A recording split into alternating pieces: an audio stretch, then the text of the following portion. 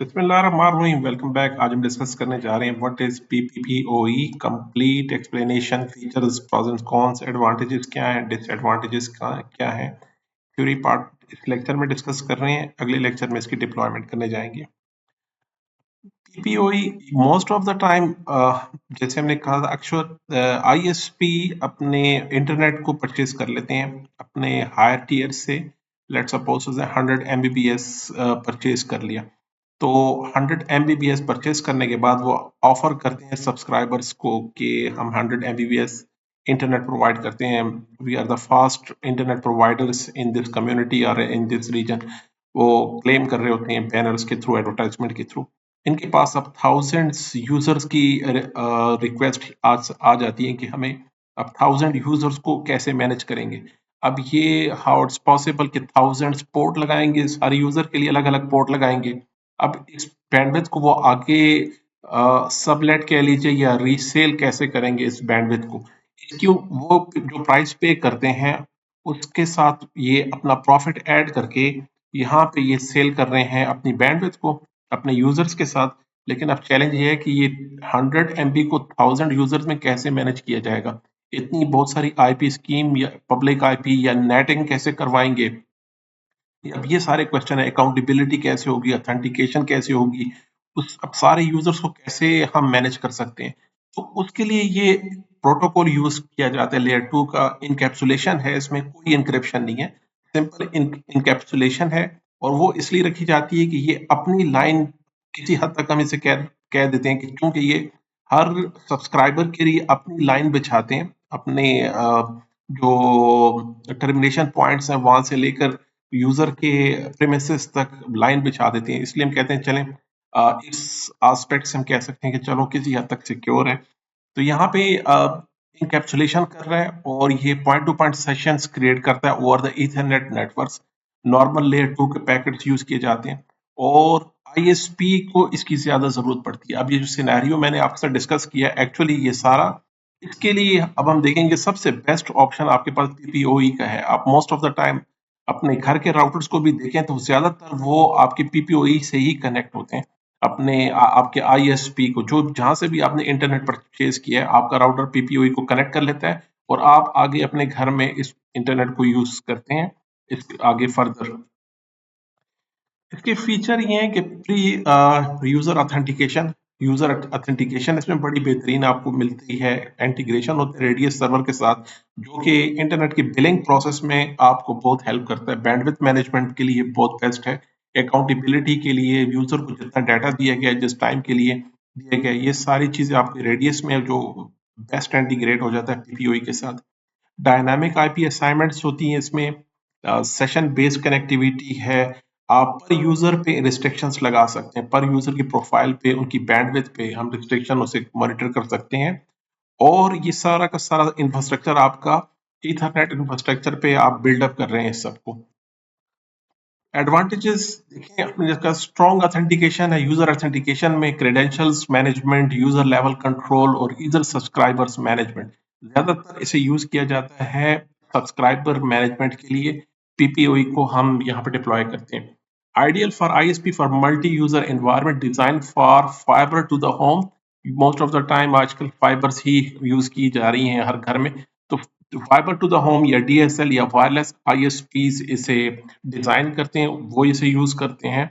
Scalability का बहुत plus point है इसमें, scalability thousands of concurrent sessions इसमें मैनेज कर सकते हैं।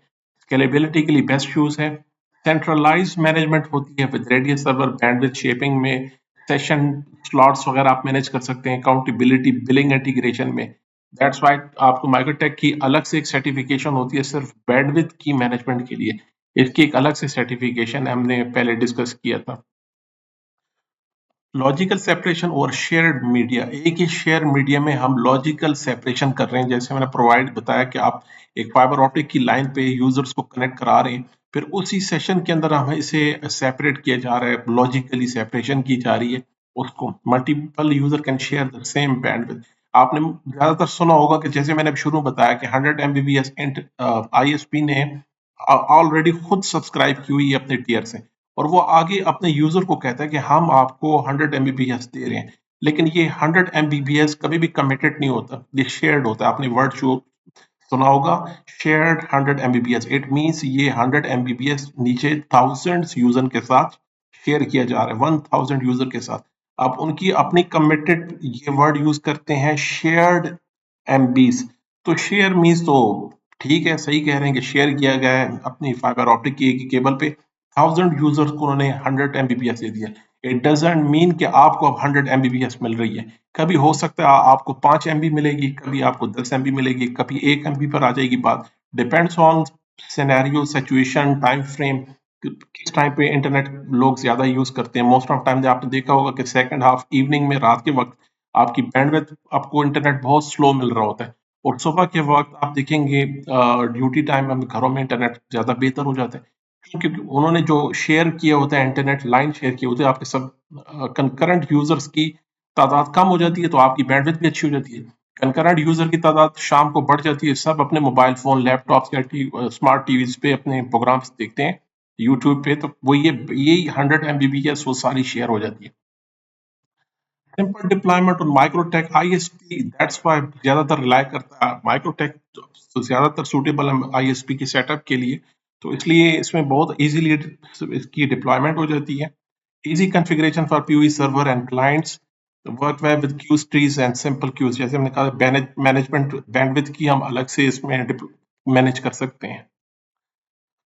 डिसएडवांटेज भी डेफिनेटली होते हैं। अब इसमें एक एमटीयू साइज आपका मैक्सिमम जो 1500 है, वो 8 बाइट्स गिर जाता है, इसकी वजह से ये 1492 पे आ जाता है।